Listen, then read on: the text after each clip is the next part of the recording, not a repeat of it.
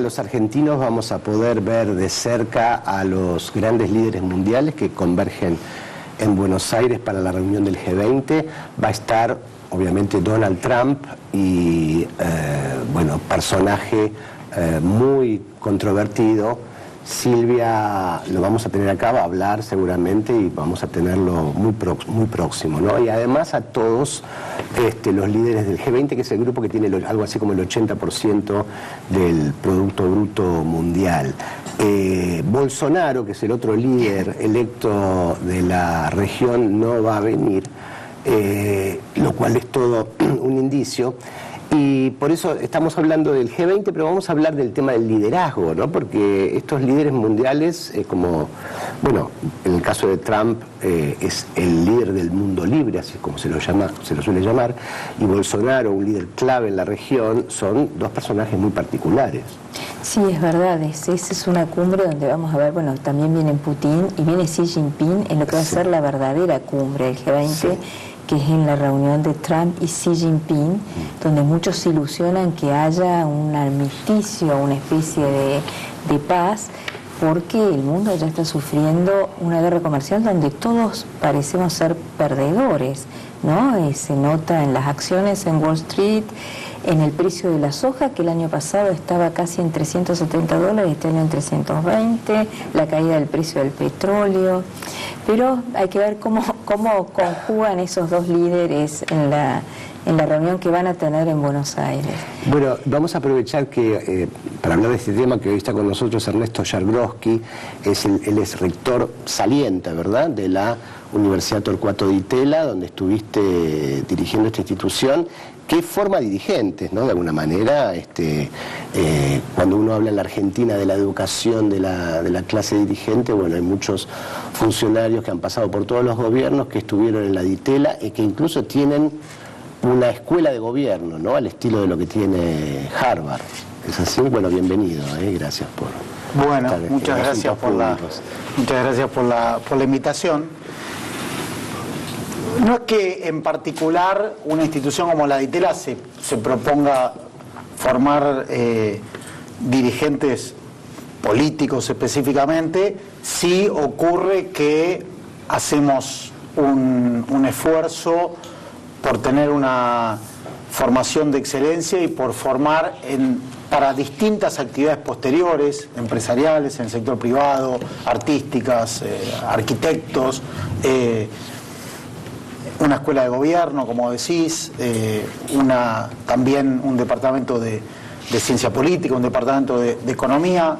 Hay un esfuerzo por formar a las nuevas generaciones pensando en lo que este país necesita, y parte de eso, y es parte de la misión indirecta de la universidad, es la formación de gente que después termina ocupando cargos importantes en distintos ámbitos, ¿no?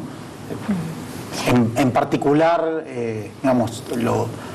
buscamos hacerlo generando un ámbito pluralista en términos de las teorías, en términos de los autores que se estudian en la universidad, exponiendo a los alumnos a la mayor, varianza o heterogeneidad de ideas posibles, y una parte de eso, de lo cual estamos orgullosos, es que terminan luego con trayectorias importantes. Cuando se analiza el primer congreso de Alfonsín en el año 84, 83, diciembre 83, y luego se analizan los personajes que fueron después, se ve una pérdida de calidad en los legisladores. ¿Ustedes también lo observan? ¿Una pérdida de calidad en la formación? ¿Hay una crisis en el liderazgo en la Argentina? Mira, creo que hay una tensión, si querés, en la democracia entre, por supuesto que todo, en mi opinión, nuestro por lejos mejor régimen de gobierno es el democrático, así que por suerte ocurre eso, pero tenés alguna tensión en la formación de un gobierno entre lealtad e idoneidad cuando armás tus equipos y tus cuadros de gobierno, ¿no? Creo que en una cantidad de cargos, obviamente que el que tiene que armar sus equipos tiene que tener una lealtad importante, y después hay que tener un requisito de idoneidad. Y hay momentos de la historia argentina o de la democracia argentina donde, en mi opinión, se prioriza fuertemente la lealtad sobre la idoneidad. Volviendo a tu punto, Pablo, sobre una escuela de gobierno, tener una escuela de gobierno es tratar de pensar en formar cuadros idóneos, ¿no? Yo creo que un déficit grande, muy importante de la Argentina, no lo digo con respecto a los países del primer mundo, con los cuales es fácil sentirse en déficit, sino con respecto a los países de la región, a nuestros, digamos, a nuestros vecinos directos, es que tenemos, en mi opinión, en el Estado un nivel de empleo público muy alto, pero a la vez con muy baja productividad, con muy baja remuneración y con baja capacitación. Uno querría tener en cada uno de los organismos públicos una burocracia mejor entrenada, mejor pagada, y escuelas de gobierno deberían poder contribuir a eso, a tener cuadros técnicos idóneos, independientemente de que después el juego de la democracia, obviamente, que lleva una rotación en los cargos políticos, ¿no? Hay una especie de desprecio de los dirigentes políticos a los que llaman los tecnócratas, los burócratas, ¿no? Entonces viene cada uno con sus equipos y hasta que aprende cómo se maneja el Estado, pasa tiempo y eso trae problemas, ¿no? Y tienen un montón de traspiés. Creo que este gobierno es un caso, ¿no? O sea, sí, el gobierno anterior también. O sea, cada uno que viene, hasta que aprenden dónde tocar los timbres y cómo funciona, porque vienen muchos del sector privado, no saben cómo funciona. Esto es ya endémico en la Argentina, ya es una, digamos, no tener una formación de cuadros del Estado que, bueno, cambian los políticos, pero la burocracia estatal es sólida y sigue manejando el Estado eficientemente. ¿Por qué no ocurre esto? Creo que, digamos, que hemos priorizado fuertemente la lealtad sobre la idoneidad. Eso se mezcla también con que, en la medida en la cual tenemos crisis recurrentes, digamos, tenemos una frecuencia, digamos, de crisis frente a las cuales, frente a demandas que los gobiernos, independientemente de su color político, demandas de nivel de vida de la sociedad basadas en una imagen de una Argentina rica, que los gobiernos no pueden satisfacer. En la medida que eso pasa, a lo que recurren los gobiernos para satisfacer esa demanda es muchas veces a un gasto público que excede las posibilidades de la economía, que después se traduce a veces en inflación, si es vía emisión, a veces en endeudamiento externo, si es vía deuda, a veces en suba de impuestos, todas cosas que luego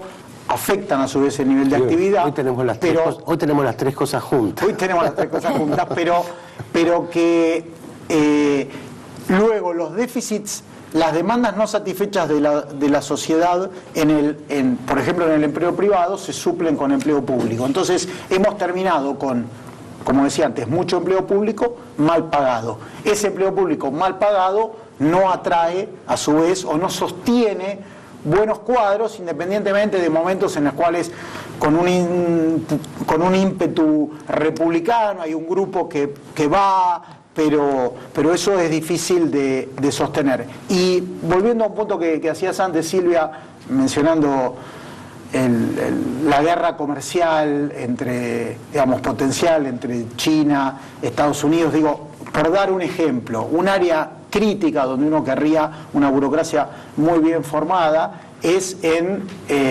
las áreas de comercio exterior. Lo digo eso solamente como un ejemplo, pero son lugares donde hace falta un conocimiento técnico muy específico, hace falta un conocimiento histórico para pensar en ese contexto cómo aprovechar oportunidades. Quizás ese enfrentamiento comercial entre China y Estados Unidos puede ser también una oportunidad, así como hace falta sentarse en la mesa con la Unión Europea y adentro del Mercosur para ver si ese conflicto entre China y Estados Unidos abre oportunidades a Europa, pero digamos, cada una de estas cosas, y podemos hablar lo mismo en distintos ámbitos, requiere una burocracia más estable, mejor pagada, y digamos que no cambie en cada gobierno, ¿no?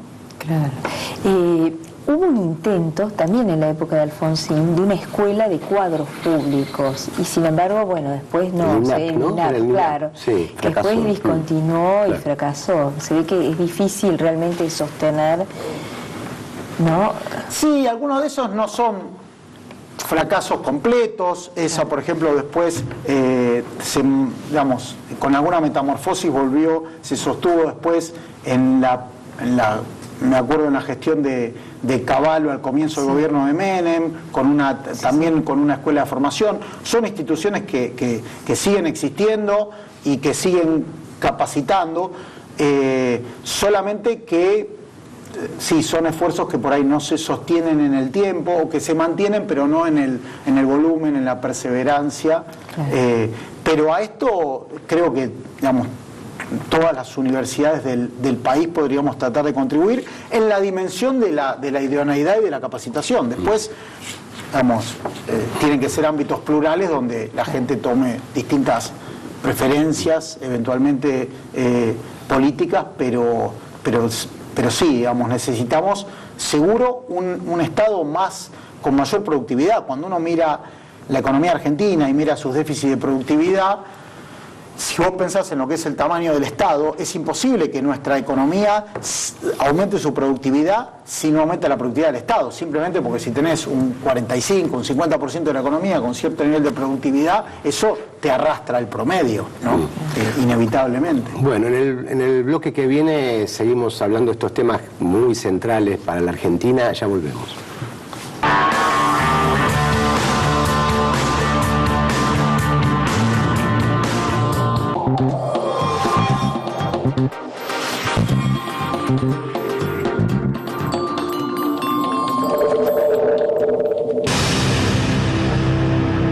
Biogénesis Vagó, la evolución de la salud animal. Somos mineros, desarrollando veladero con tecnologías innovadoras y los más altos estándares de seguridad.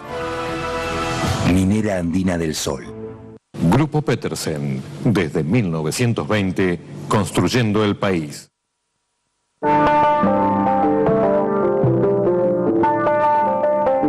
Con el celular o la computadora, podés consultar y pagar tus boletas de inmobiliario, automotores y embarcaciones. Elegí digital. Tus impuestos ya no necesitan papel. ARBA, Buenos Aires, provincia. A veces para ganar, más vale jugarla de callado. Bueno, estamos transmitiendo en vivo en el Caballo de Madera por entrada Troya.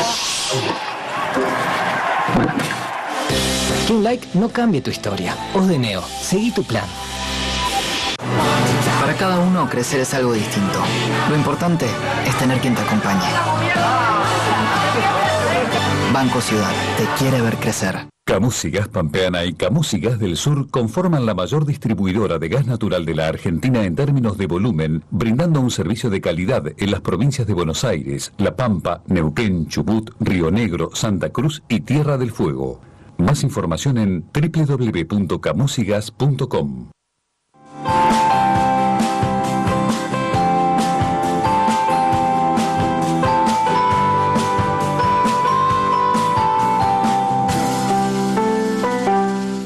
Latam y vos, juntos, más lejos.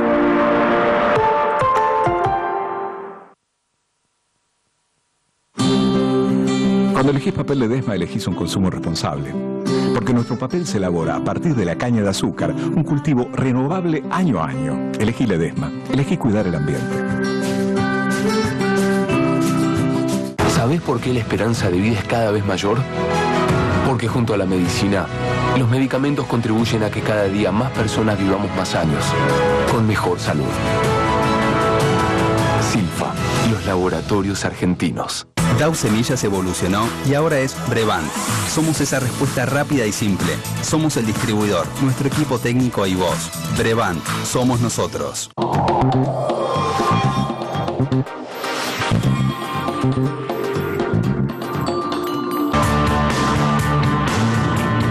Seguimos en asuntos públicos y hoy vamos a aprovechar que está Ernesto Yargroski, rector saliente de la Universidad de Itela. Él es economista, doctorado en Harvard, así que, bueno, no te puedes escapar de la pregunta.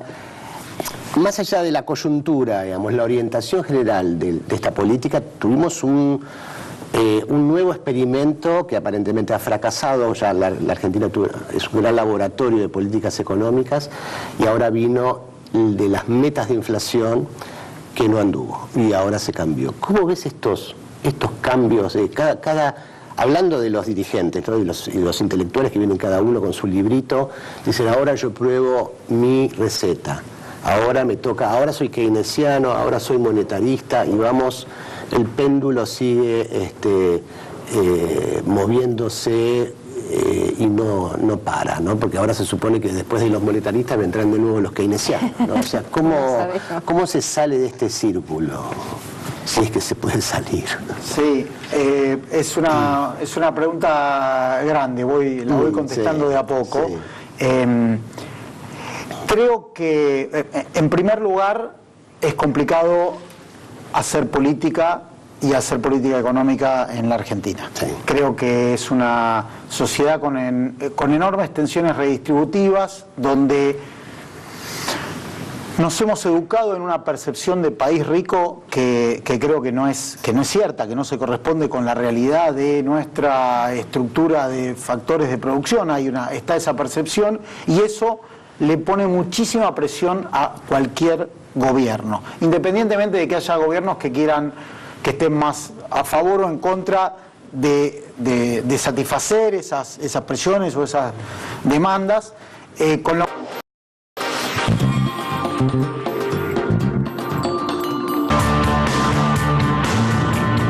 Seguimos en asuntos públicos y hoy vamos a aprovechar que está Ernesto Yargroski, rector saliente de la Universidad de Itela. Él es economista, doctorado en Harvard, así que, bueno, no te puedes escapar de la pregunta.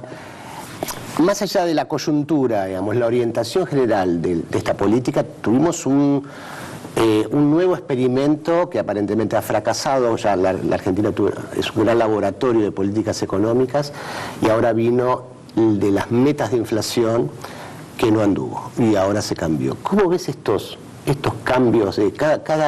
Hablando de los dirigentes, ¿no? y los intelectuales que vienen cada uno con su librito, dicen: ahora yo pruebo mi receta, ahora me toca, ahora soy keynesiano, ahora soy monetarista, y vamos, el péndulo sigue moviéndose y no para, ¿no? Porque ahora se supone que después de los monetaristas vendrán de nuevo los keynesianos, ¿no? O sea, ¿cómo se sale de este círculo? Si es que se puede salir. Sí, es una pregunta grande, la voy contestando de a poco. Sí. Creo que, en primer lugar, es complicado hacer política y hacer política económica en la Argentina. Sí. Creo que es una sociedad con enormes tensiones redistributivas, donde nos hemos educado en una percepción de país rico que creo que no es cierta, que no se corresponde con la realidad de nuestra estructura de factores de producción. Está esa percepción, y eso le pone muchísima presión a cualquier gobierno, independientemente de que haya gobiernos que estén más a favor o en contra de satisfacer esas presiones o esas demandas, muy comprensivo con los que hacen política o los que hacen política económica en la Argentina. Yo vengo de una experiencia de gestión en una institución muchísimo más pequeña como es una universidad, y es complicado gestionar, en la Argentina, y es complicado satisfacer las demandas y las expectativas de todo, digamos,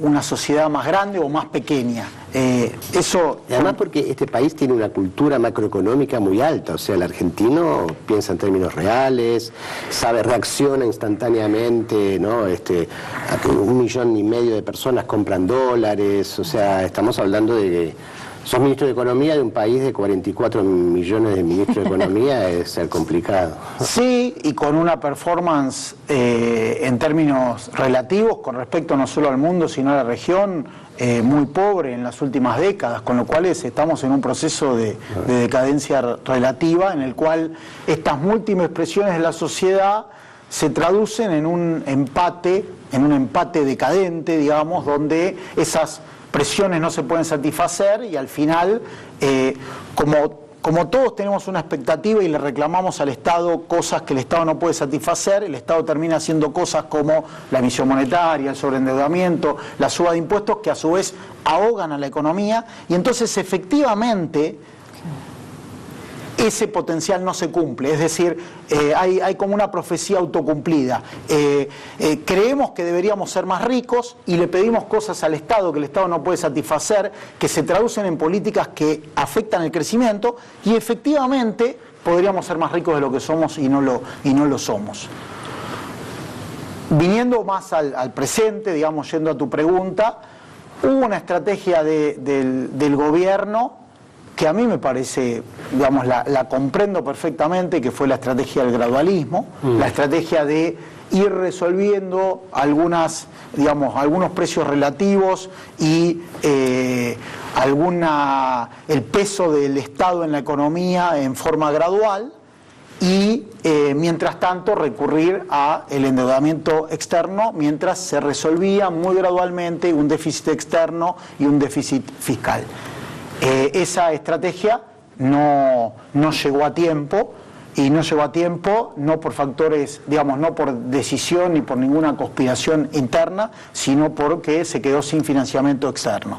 Eso es lo que nos pasó este año. Y entonces tuvimos, digamos, ese gradualismo no pudo seguir a esa velocidad, y por lo tanto lo que tuvimos fue una devaluación muy importante y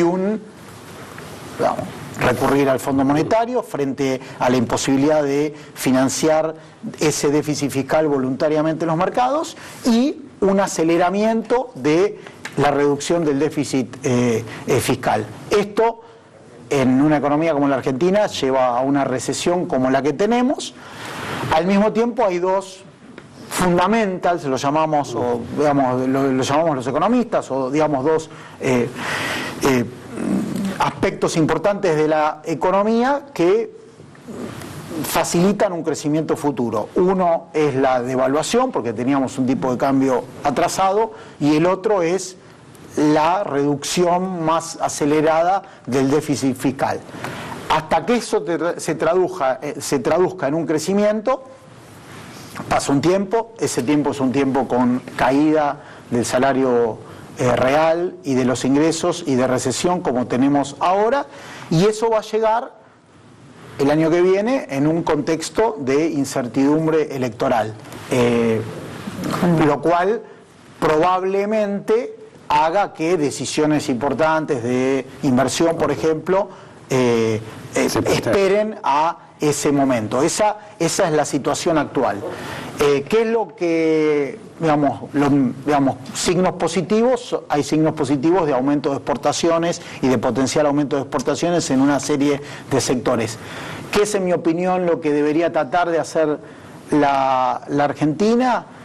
Volviendo al punto del comercio exterior, nosotros tenemos un problema secular de una dificultad de ser competitivos internacionalmente y de venderles productos al mundo. Una parte de eso tiene que ver con déficit productivos nuestros, otra parte con proteccionismo y con problemas en la apertura de mercados.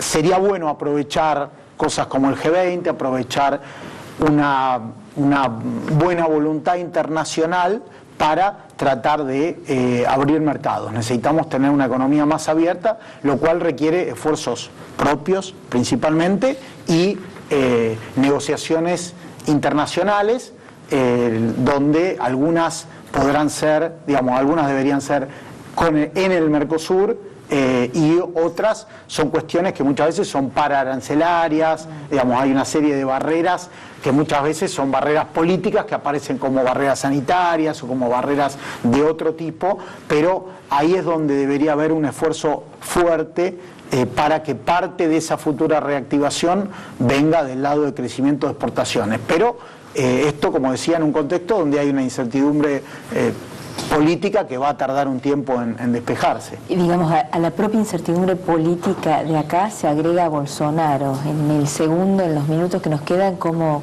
ves el fenómeno Brasil?